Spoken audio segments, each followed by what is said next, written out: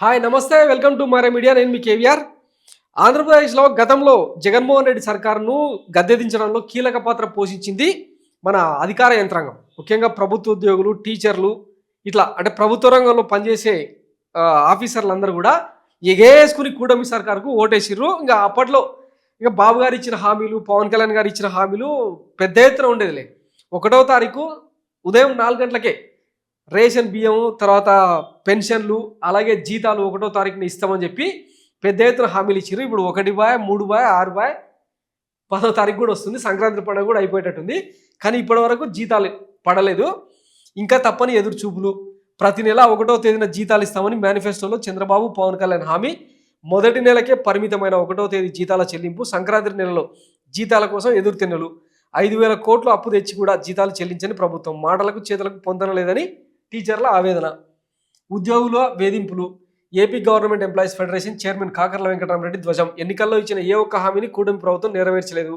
వెంటనే ఐఆర్ మెరుగైన పీఆర్సీ హామీ ఎటుపోయింది?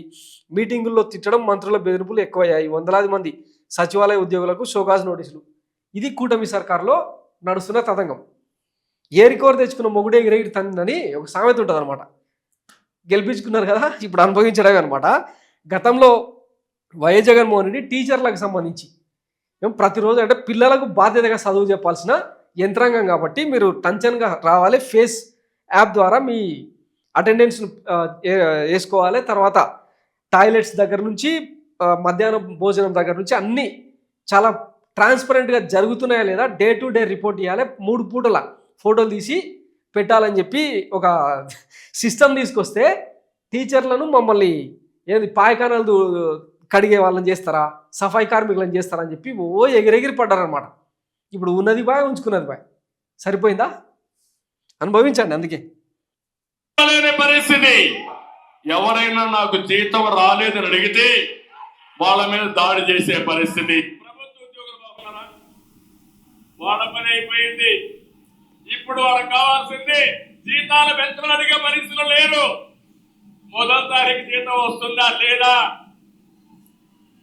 అడిగితే మళ్ళా జైలు పోతాం కాబట్టి అడగకుండా రాజీ పడే పరిస్థితికి వచ్చారు. అవునా కాదా అని మీరు అడుగుతున్నా. ఫస్ట్ జీతాలు ఇస్తామని చెప్తారు. మీ అందరికీ తెలుసు ఫస్ట్ జీతాలు ఎట్లా వస్తున్నాయి. ఇప్పుడు ఈ రోజు కూడా 8వ తారీఖు 5వ తారీఖు ఈ రోజు ఈ నెలలో ఈ కొత్త సంవత్సరం జనవరి 1 కొత్త సంవత్సరం కానుందని ఈ నెలలో 1వ తారీఖు ఇస్తారనుకున్నాం. ఇప్పుడు 5వ తారీఖు అయింది. 5వ తారీఖు అయినా ఇంతవరకు జీతాల టీచర్లకు. గతంలో ఎవరైనా ట్రాన్స్ఫర్ అయితే ఏదైనా 4 నెలలు సస్పెండ్ అయిన వాళ్ళకు సప్లిమెంటరీ బిల్ వేస్తే 10వ తారీఖు వచ్చే జీతం. కానీ ఇప్పుడు ఈ నెల జీతం మళ్ళీ అంటే నాకు నవంబర్ జీతం 1వ తారీఖు ఇస్తున్నారు. 1 మంత్ లేట్గా వస్తుంది. అలాగే యూనివర్సిటీలో ఉద్యోగులకు 2 నెలలకు ఒకసారి జీతాలు ఇస్తున్నారు. నెల మొదటి రోజున అయిందా? బాగా అయిందా? ఇట్లా అనమాట. ఈ నెల జీతం నెక్స్ట్ మంత్ పడుతుందట. మేము చెప్తున్నమాట కదా, ఆయన ఉద్యోగ సంఘాల చేసిన నేతనే చెప్తున్నాడు కదా. సో ఇదనమాట. బాబు గారి హామీలకు అడ్డు అదుపు ఉండదు. ఇప్పటికి 3 సార్లు ఆయన మోసపోవట్టి అయినా సరే మళ్ళీ 4వసారి గెలిపించడం ఇలా తప్పు కాదు. జనాల ఓట్లను కూడా మ్యానిపులేట్ చేసేలాగా మొన్న ఈవీఎంలలో, పోలింగ్ బూత్లలో వీళ్ళు చేసిన అరాచకాలు మామూలు కాదు. సో దేవుడే శిక్ష చేయాలని అనుకుంటున్న తరుణంలో చంద్రబాబు గారు మాత్రం కొరడా తీసుకొని చెల్లు అనిపిస్తున్నాడు. మంచిగా సమ్మగా ఉందన్నమాట ఇప్పుడు అందరికంటే మళ్ళీ ప్రజలు అనుకున్నారు ఉద్యోగులకు కావాల్సిందే ఇది తీట వేషాలు. ఎందుకంటే పాలన లెక్కనే సాగించాలి. అది ఎవరున్నా సరే అధికారంలో అది మర్చిపోయి ఇప్పుడు చూస్తున్నాం కదా, లిక్కర్ సిండికేట్లు, ఇసుక మాఫియా, సీజ్ ద షిప్, అధికారుల మీద దబాయింపులు.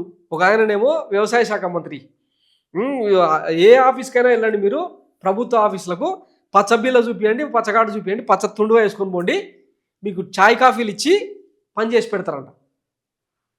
అక్కడ నంద్యాలలోనేమో స్కూల్లో రేషన్ బియ్యం వేయకపోతే బండబూతులు తిడతా ఉన్నాడు ఒక టీచర్ని. వాళ్ళు ఎన్నెన్ని రోజులు కష్టపడి ఈ ఉద్యోగంలోకి, ఈ వృత్తిలోకి వచ్చి ఉంటారు. కనీస గౌరవ మర్యాదలు కూడా లేకుండా క్యాడర్ నుంచి ఇట్లా బెదిరింపులు వస్తూ ఉంటే ఎట్లా? మొన్నటిదాకా ఆయన కడపలో పోయి షో చేయొచ్చు కదా పవన్ కళ్యాణ్ గారు. ప్రభుత్వ అధికారి మీద చేయి చేసుకుంటారా, మీ అంతు చూస్తాం తాట తీస్తామన్నారు. మరి ఇప్పుడు దీనికి ఏం సమాధానం చెప్తారు పవన్ కళ్యాణ్ గారు? సో ఇక ఉద్యోగ సంఘాలు రోడ్డు మీదకి వస్తే తప్ప ఈ ప్రభుత్వం తీరు మారదు. దీనికి తోడు 1995 నాటి చంద్రబాబు 4.0 చూపిస్తా అని చెప్పి మళ్ళీ ఏదో డైలాగులు నడుపుతా ఉన్నారనమాట. అప్పట్లో ఇక ఏ స్కూళ్ళకు ఏ రెవెన్యూ ఆఫీసులకు ఎంఆర్ఓ ఆఫీసులకు చెప్పకుండానే పోయేదన్నమాట. ఇంకా దాని వెనకాల పిఆర్ స్టంట్స్ వేరే అప్పట్లో. ఇంకా అవన్నీ మళ్ళీ ఇప్పుడు చూపిస్తానని చెప్పి ఇండైరెక్ట్గా చెప్పడం అనమాట. ఇదంతా ఎందుకంటే ఖజానా ఖాళీ అయింది, తెచ్చిన అప్పులు కేంద్రం దగ్గర నుంచి పెద్దగా సపోర్ట్ లేదు, రోజు మింగమెతుకు అన్నట్టు బతుకుతూ ఉన్నారు అనమాట. ఇప్పటికే 1,19,000 కోట్ల రూపాయల అప్పు తీసుకొచ్చారని చెప్పి కథనాలు వస్తూ ఉన్నాయి. ఇంకెక్కడికి వెళ్ళి రావాలి? ఈ లిక్కర్ మీద ఇసుక మీద వచ్చే డబ్బులంతా మొత్తం మన కులపోలకు సామాజిక వర్గానికి మన క్యాడర్కు పోతూ ఉన్నాయి. గవర్నమెంట్కు డబ్బులు వచ్చే పరిస్థితి లేదు. మొన్నటిదాకా చూసినాం కదా, జిఎస్టీ కూడా ఆఖరికి -6% నమోదైంది. మరి ఈ బ్లాక్ మార్కెట్ అంతా ఎడిపోతుంది, ప్రభుత్వానికి డబ్బులు రాకుండా సంక్షేమం ఎట్లా, ఉద్యోగులకు జీతాలు ఎట్లా, ఆలోచించాల్సింది యంత్రాంగమే. ఏం జరుగుతుందో చూద్దాం. Thanks for watching Mara media. నేను మీ కేవీఆర్. Thank you.